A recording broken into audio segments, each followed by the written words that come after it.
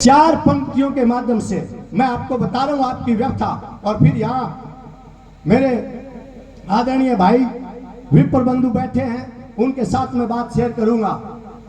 आना जाना छूट गया, अपनों से नाता टूट गया, लेकर रखकर दिल पर पत्थर, घर से मुंह मोड़ चुके। हालांकि मेरी बात दोबारा शुरू करता हूं मैं।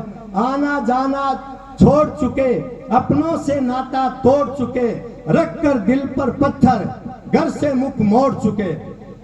किसको भाता है यारो, किसको भाता है यारो, घर का सुकून भुलाने को, लेकिन हमने ये सब किया है जीवन सफल बनाने को। अगली बात ध्यान से सुने। मेरी माँ की आंखों में सपना, मेरी माँ की आंखों में सपना, कब मैं काबिल बन जाऊं। सोचते सोचते बूढ़ी हो गई, काबिल नहीं हुआ तो समाज को क्या मुंह दिखलाऊं। ये एक माँ की व्यथा है, आप अपने पर लेकर देखेंगे।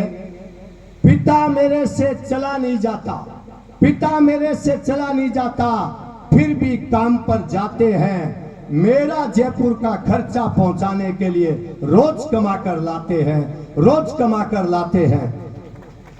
छत जो हमारी घर की टपक रही, जिसके नीचे हम सब सोते हैं, छत जो हमारी टपक रही, जिसके नीचे हम सब सोते हैं। जब जब मैं मैरिट से बाहर हुआ, मेरे से ज्यादा मेरे माता पिता रोते हैं, मेरे माता पिता रोते हैं। अब मैं आपको एक बात बताना चाहूंगा।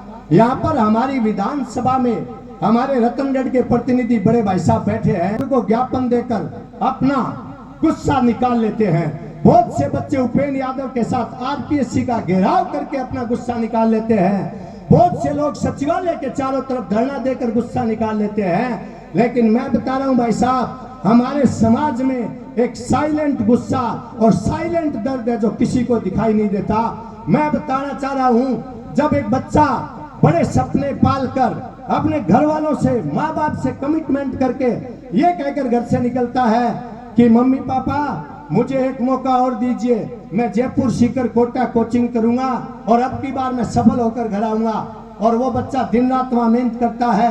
बात व्यवस्था की आती है तो हर आदमी के पास इतने संसाधन नहीं है कि वो बच्चे को कोचिंग या शिक्षा खुद के पैसे से दिला सके। तो हमारे समाज में कई प्रकार की व्यवस्थाएं हैं।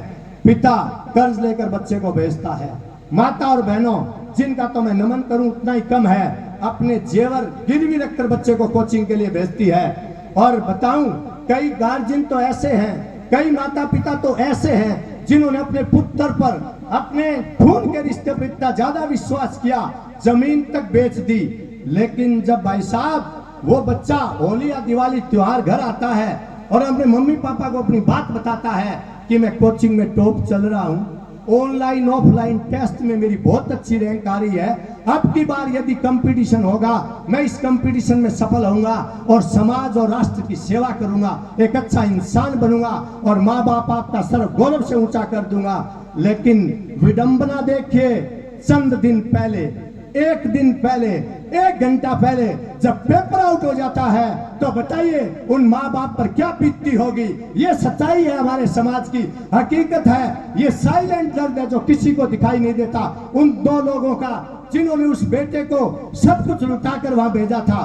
तो मैं तो चाहता हूं इस मंच के माध्यम से आदरणीय भाई साहब बार बार नेतृत्व करेंगे, और मैं राजनीति की बात नहीं करता, मेरा किसी दल में कोई ज्यादा आस्था है ही नहीं, लेकिन फिर भी मैं कहता हूं आप भाई साहब आने वाली सरकार में मंत्री बनेंगे, हमारी बात पर जरूर गौर करेंगे। अब मैं मेरी बात आगे बढ़ाता हूं। छत वो हमारी टूटी हुई, छत हमारी टपक रही, जिसके नीचे हम सब सोते हैं। जब जब मैरिट से बाहर हुआ, मेरे माता पिता मेरे से ज्यादा रोते हैं। मालूम है मुझे, मालूम है मेरे माता पिता को, मेहनत में मेरी कमी नहीं। मालूम है मुझे, मालूम है मेरे माता पिता को, मेहनत में मेरी कमी नहीं। वो जीवन भी क्या जीवन है यारो, जिसकी किस्मत के साथ ठनी नहीं, किस्मत के साथ ठनी नहीं। अगली बात, मालूम चल रही कठिन परीक्षा, मालूम है चल रही कठिन परीक्षा, मेहनत मेरा हथियार है। बच्चे ध्यान देंगे। चल रही कठिन परीक्षा, मेहनत मेरा हथियार है, ले माँ बाप का आशीर्वाद, अर्जुन दोबारा रण को तैयार है। आपको दोबारा रण के लिए तैयार होना है। अर्जुन दोबारा रण को तैयार है। सबर का बांध टूटे ना, रूठी किस्मत का गला घोटूंगा। सबर का बांध टूटे ना, रूठी किस्मत का गला घोटूंगा। अब की बार मेरे माँ बाप को जाके बोल देना, जल्दी सफल होकर लौटूंगा, जल्दी सफल होकर लौटूंगा। बहुत सुंदर। मैं आपको बताना चाहता हूं, आप उस कुल में जन्मे हैं, उस वंश में जन्मे हैं जहां कौटिल्य चाणक्य जैसे लोग पैदा हुए हैं। आपने सुना होगा सिकंदर जब यूरोप से चला था तो वो एक योद्धा नहीं चला था। ये भूल है हमारी। उस समय उसके गुरु की एक परंपरा साथ में चली थी, गुरु अरस्तु की परंपरा साथ में चली थी। और जब सिकंदर लड़ाई बीच में छोड़कर सिलकुस और